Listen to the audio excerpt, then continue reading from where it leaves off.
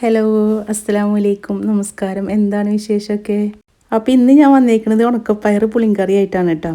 അപ്പോൾ ഞങ്ങളിവിടെ ഉണക്കപ്പയർ എന്ന് പറയുക, ചില സ്ഥലത്ത് ഇതിനെ വെള്ളപ്പയർ എന്ന് പറയും, ചിലർ വൻപയർ എന്ന് പറയും. അങ്ങനെ കുറേ പേരിൽ അറിയപ്പെടില്ലേ ഈ പയർ. അപ്പോൾ അത് വെച്ചിട്ടൊരു പുളിങ്കറിയാണ് കേട്ടോ. അപ്പോൾ അതിൻ്റെ കൂടെ ഞാൻ ചിക്കൻ്റെ പാർട്സ് ഉണ്ടല്ലോ, അപ്പോൾ അത് റോസ്റ്റ് ആക്കിയിട്ട് എടുക്കണമുണ്ട്. അപ്പോൾ ഇത് രണ്ടും ഉണ്ടാക്കിയെടുക്കാൻ എളുപ്പമാണ് കേട്ടോ. അപ്പോൾ ആദ്യം നമുക്ക് പുളിങ്കറി എങ്ങനെ ഉണ്ടാക്കണമെന്ന് നോക്കാം അല്ലേ. അപ്പോൾ അതിനായിട്ട് പയർ വറക്കണം. പയർ വറക്കാതെയും വെക്കാം, വറുത്തിട്ടും വെക്കാം. അപ്പോൾ വറുത്തിട്ട് വെക്കുമ്പോൾ ഒരു നല്ലൊരു മണം കിട്ടും, ഒരു വറവ് മണം കിട്ടുമല്ലോ. അപ്പോൾ അതാ പയർ കഴുകിയിട്ട് അല്ലെങ്കിൽ കഴുകാതെ വറുത്താലും മതി. പിന്നെ ചൂടാറിയതിന് ശേഷം നമ്മളത് കഴുകിയിട്ട് വേവിക്കാൻ വെച്ചാൽ മതി. ഞാനിപ്പോൾ ഇത് കഴുകിയിട്ടില്ല കേട്ടോ, കഴുകാതെ തന്നെ വറുത്തെടുത്തേക്കാണ്. അപ്പോൾ ഇതിൻ്റെ മുന്നത്തെ വീഡിയോയിൽ ഞാൻ വോയിസ് കൊടുത്തിട്ടുണ്ടായിരുന്നില്ല. അപ്പോൾ കുറേ ആൾക്കാർ അതിൻ്റെ അടിയിൽ കമൻറ്റ് ഇട്ടിട്ടുണ്ടായിരുന്നു വോയിസ് ഇല്ലാതെ രസമില്ലാന്ന്. അപ്പോൾ എനിക്ക് കേട്ടപ്പോൾ എനിക്ക് ഭയങ്കര സന്തോഷമായി കേട്ടോ. പിന്നെ അന്ന് ചുമയായിരുന്നു, അപ്പോൾ അത് കാരണം സൗണ്ട് കൊടുക്കാൻ പറ്റിയില്ല. അപ്പോൾ ഇതാ പയർ നന്നായി കഴുകിയെടുത്തിട്ടുണ്ട്. ഇനി നമുക്കത് കുക്കറിലിട്ടിട്ട് വേവിച്ചെടുക്കാം. പയറിലും മുതിരയിലൊക്കെ കല്ലുണ്ടാവുമല്ലോ, അപ്പോൾ ആ കല്ലൊക്കെ കളയണം കേട്ടോ.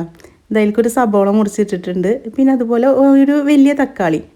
പിന്നെ ഇതിലേക്ക് ആവശ്യത്തിനുള്ള മഞ്ഞൾപ്പൊടി ഇട്ട് കൊടുത്തിട്ടുണ്ട്. ഇതാ മല്ലിപ്പൊടി, 1 ടീസ്പൂൺ മല്ലിപ്പൊടി ഇട്ട് കൊടുത്തിട്ടുണ്ട്. ഇനി ഇതാ മുളക്, നമുക്ക് മുളക് പൊടി നമുക്ക് എരിവിന് ആവശ്യത്തിനുള്ളത് ഇട്ട് കൊടുക്കാം. അപ്പോൾ ഇതാ മുളക് പൊടി ഇട്ട് കൊടുത്തിട്ടുണ്ട്. ഇനി അതൊന്നിട്ട് ഇളക്കി കൊടുക്കാം. ഇനി ഈ ഒരു സമയത്ത് വേണമെങ്കിൽ നമുക്ക് ഉപ്പിട്ട് കൊടുക്കാം, അല്ലെങ്കിൽ വെന്തതിൻ്റെ ശേഷം വേണമെങ്കിൽ ഇട്ട് കൊടുക്കാം കേട്ടോ. അപ്പോൾ ഞാനിപ്പോൾ കുറച്ച് ഉപ്പിട്ട് കൊടുത്തിട്ടുണ്ട്. പിന്നെ ഇത് വേവാൻ ആവശ്യത്തിനുള്ള വെള്ളം കൂടി ഒഴിച്ച് കൊടുക്കുക.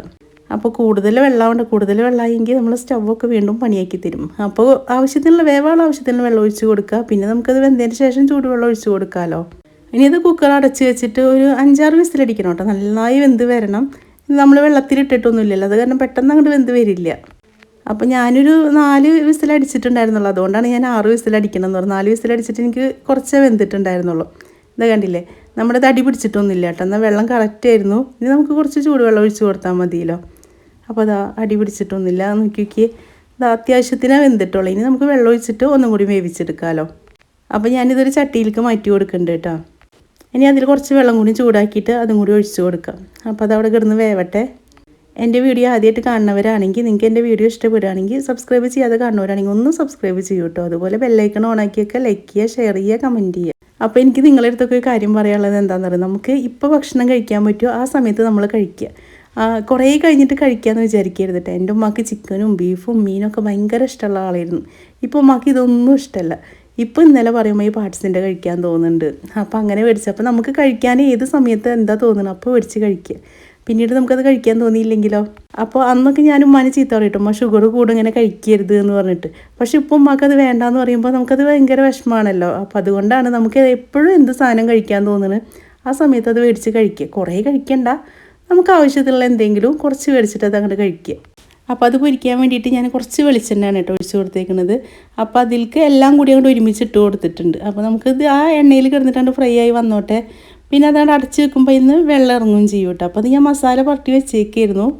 അതിൽ മഞ്ഞൾപ്പൊടി, ഉപ്പ്, പിന്നെ കുരുമുളക് പൊടി, മുളക് പൊടി, പിന്നെ ഗരം മസാലപ്പൊടി, ഇത്ര മാത്രമായിട്ട് അതിൽ ചേർത്തിട്ടുള്ളൂ. വേറെ വെളുത്തുള്ളി, ഇഞ്ചി അങ്ങനെ ഒന്നും ചേർത്തിട്ടില്ല. അതുപോലെ മല്ലിപ്പൊടിയും ചേർത്തിട്ടില്ല കേട്ടോ. ഇതാ പുളിങ്കറിയിലേക്ക് നമ്മൾ കുറച്ച് പുളി ഒഴിച്ചിട്ടുണ്ട്. എനിക്ക് പുളി അധികം വേണ്ട, അത് തന്നെ ഞാൻ കുറച്ച് ഒഴിച്ചിട്ടുള്ള. പുളി നല്ല ഇഷ്ടമുള്ളവരാണെങ്കിൽ കുറച്ചും കൂടി ഒഴിച്ച് കൊടുത്തോളൂ കേട്ടോ. അപ്പം ഞാൻ അത് കിടന്നിട്ട് അവിടെ കിടന്ന് തിളക്കട്ടെ. അപ്പോഴത്തേനും ഇതാ നമ്മുടെ പാർട്സിൻ്റെ ഒന്ന് ഇടയ്ക്കിടയ്ക്കൊന്ന് ഇളക്കി കൊടുക്കും. ഇങ്ങനെ ആകുമ്പോൾ കുറച്ച് ഓയിൽ മതി. പിന്നെ കുറേ മസാലകളൊന്നും വേണ്ട, മസാല കുത്തൊന്നും ഉണ്ടാവില്ല, കഴിക്കാനൊക്കെ നല്ല ഇഷ്ടമാവും. അപ്പോൾ ഇത് ഉണ്ടാക്കിയെടുക്കാനും എളുപ്പമാണ് കേട്ടോ. നമുക്കൊന്ന് മസാല പുരട്ടിയിട്ട് ഫ്രിഡ്ജിലൊക്കെ ഉണ്ടെങ്കിൽ വേഗം എടുത്തിട്ട് ഉണ്ടാക്കി വെക്കാം. ഇപ്പോൾ രാവിലെ ചായക്ക് കടിയിലേക്ക് ചപ്പാത്തിയിലേക്കൊക്കെ ഉണ്ടാക്കിയാലൊക്കെ നല്ലതാണ് കേട്ടോ. അപ്പോൾ ഞാൻ ഇന്ന് ചോറിലേക്കാണ് ഉണ്ടാക്കുന്നത്. അപ്പോൾ അതാ നമ്മുടെ പയർ പുളിങ്കറിയൊക്കെ റെഡിയായി വന്നിട്ടുണ്ട്. എനിക്ക് ഉപ്പ് കുറവുണ്ടെങ്കിൽ ഉപ്പൊക്കെ ഇട്ട് കൊടുക്കാം കേട്ടോ. അപ്പോൾ ഞാൻ ഉപ്പ് കുറവുണ്ടായിരുന്നു, ഇട്ട് കൊടുത്തിട്ടുണ്ട്. ഇനി ഒന്ന് താളിച്ചൊഴിക്കണമല്ലോ. അപ്പോൾ അതിനതാ ചട്ടി അടുപ്പത്ത് വെച്ചിട്ടുണ്ട്. അപ്പോൾ ഈ പാർട്സിൻ്റെ പെട്ടെന്നാവൊന്നുമില്ല കേട്ടോ, നമ്മൾ ഇടയ്ക്കിടയ്ക്ക് അത് ഇളക്കി കൊടുക്കണം. കണ്ടില്ല, ഇതിൽ നിന്ന് വെള്ളമൊക്കെ ഇറങ്ങി വന്നിട്ടുണ്ട് അടച്ച് വെച്ച കാരണം.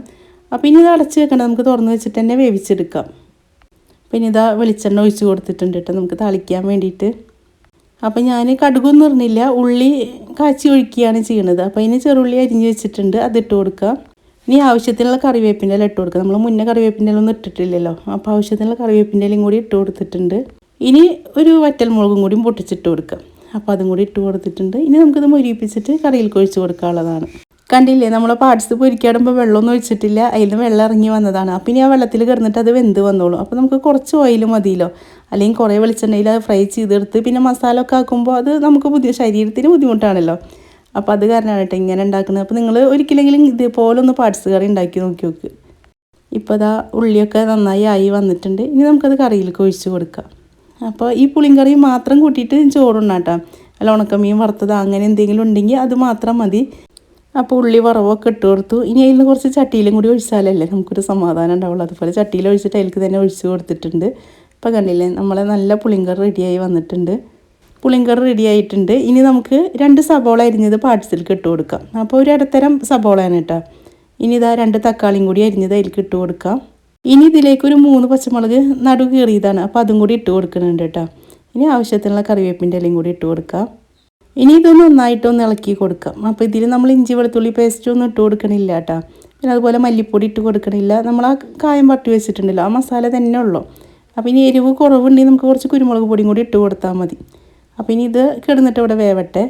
പക്ഷെ എനിക്ക് ഈ ഒരു പാർട്സിൻ്റെ കറിയുടെ മണക്ക് വന്നു തുടങ്ങിയപ്പോൾ എനിക്ക് നെയ്ച്ചോറ് കഴിക്കാനാണ് തോന്നിയത്. നെയ്ച്ചോറ് എന്ന് പറഞ്ഞാൽ ഭയങ്കര ഇഷ്ടമാണ്. രാത്രി ഉറക്കത്തിൽ നിന്ന് വിളിച്ചിട്ട് എനിക്ക് നെയ്ച്ചോറ് തന്നാൽ അപ്പോൾ ഇരുന്ന് കഴിക്കും.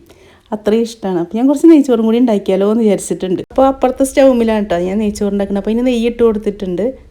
അപ്പോൾ ഇത് ഞാൻ മിനിഞ്ഞാന്നിടാൻ വേണ്ടിയിട്ട് എടുത്തുവെച്ച വീഡിയോ ആണ് കേട്ടോ. വോയിസ് കൊടുക്കാൻ പറ്റാത്തതുകൊണ്ടാണ് ഞാൻ ചെടികളൊക്കെ എടുത്തിട്ട് വീഡിയോ ഇട്ടിട്ടുണ്ടായിരുന്നുള്ളത്. അപ്പോൾ ഞാൻ പറഞ്ഞല്ലോ കുറച്ച് നെയ്ച്ചോറും കൂടി ഉണ്ടാക്കി എടുക്കുന്നുണ്ട് എന്നുള്ളത്. അപ്പോൾ അതാ നെയ്യ് ഒഴിച്ചിട്ടുണ്ട്. അപ്പോൾ നെയ്യിലേക്ക് ഇതാ ഗ്രാമ്പു, ഏലക്ക, പിന്നെ പട്ട, പെരിഞ്ചീരകം. അപ്പോൾ നമ്മൾ സാധാരണ ഉണ്ടാക്കണ പോലെ തന്നെയാണ്. ഒരു സബോളയും കൂടി അരിഞ്ഞിട്ട് കൊടുത്തിട്ടുണ്ട്. പിന്നെ കുറച്ച് കറിവേപ്പിൻ്റെ ഇലയും കൂടി ഇട്ടിട്ടുണ്ട്. അപ്പോൾ ഈ നെയ്ച്ചോറ് നമുക്ക് കറിയില്ലെങ്കിലും കഴിക്കാൻ പറ്റാവുന്ന രീതിക്കാണ് കേട്ടോ ഞാൻ ഉണ്ടാക്കിയേക്കുന്നത്. അപ്പോൾ ഇഞ്ചി വെളുത്തുള്ളി പച്ചമുളക് പേസ്റ്റാണ് അതിലേക്ക് ഇട്ട് കൊടുത്തേക്കുന്നത്. അപ്പോൾ ഇത് കൂടുതലായിട്ട് കാണിക്കാൻ നിങ്ങൾക്കൊക്കെ അറിയാവുന്നതല്ലേ.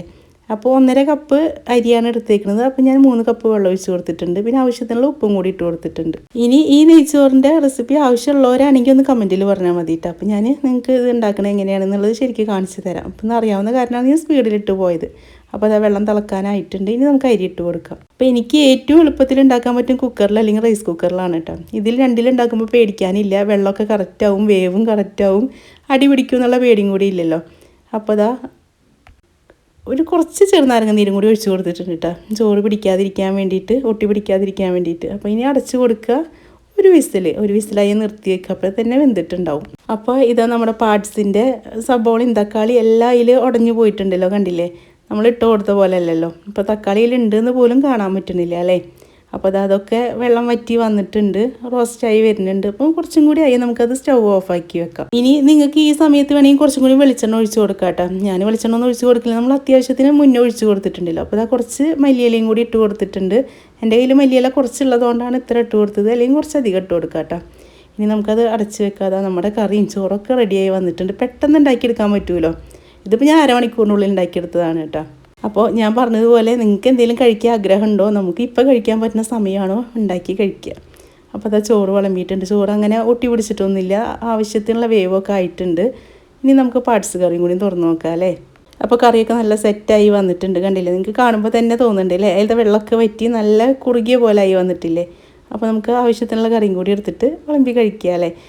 ഇതിലേക്ക് ഞാനൊരു സാലഡും കൂടി ഉണ്ടാക്കുന്നുണ്ട് കേട്ടോ. അപ്പോൾ അത് നമുക്ക് ബിരിയാണിയിൽക്കായാലും നെയ്ച്ചോറിൽക്കായാലും ഒരുപോലെ കഴിക്കാൻ പറ്റാവുന്നതാണ്. അപ്പോൾ അതെല്ലാം റെഡിയായി വന്നിട്ടുണ്ട്. അപ്പോൾ എൻ്റെ വീഡിയോ നിങ്ങൾക്ക് ഇഷ്ടപ്പെടുകയാണെങ്കിൽ സബ്സ്ക്രൈബ് ചെയ്യാത്തവരൊക്കെ ആണെങ്കിൽ ഒന്ന് സബ്സ്ക്രൈബ് ചെയ്യുക. അതുപോലെ ബെല്ലൈക്കൺ ഓൺ ആക്കി വെക്കുക, ലൈക്ക് ചെയ്യുക, ഷെയർ ചെയ്യുക, കമൻറ്റ് ചെയ്യുക. ഇന്നത്തെ നെയ്ച്ചോറിൻ്റെ സാലഡിൻ്റെ എന്തിൻ്റെങ്കിലും റെസിപ്പി നിങ്ങൾക്ക് വേണമെങ്കിൽ അത് കമൻറ്റിൽ പറഞ്ഞോളൂ കേട്ടോ. അപ്പോൾ അടുത്ത വീഡിയോ ആയിട്ട് ഞാൻ അങ്ങനെ ചെയ്യാം. പിന്നെ ഇൻഷാ അല്ലാഹ് ഇനി നല്ലൊരു വീഡിയോ ആയിട്ട് നമുക്ക് അടുത്ത ദിവസം കാണാം.